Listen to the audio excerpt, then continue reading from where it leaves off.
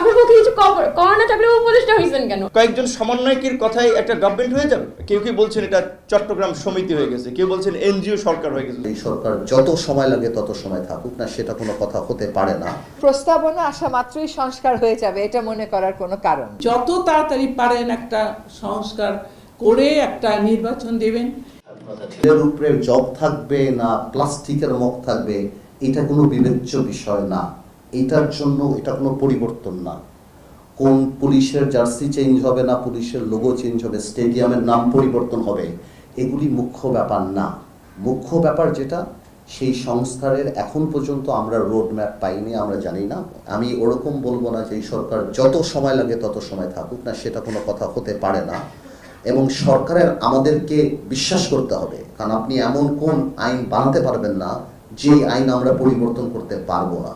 গণতান্ত্রিক প্রক্রিয়ায় রাজনৈতিক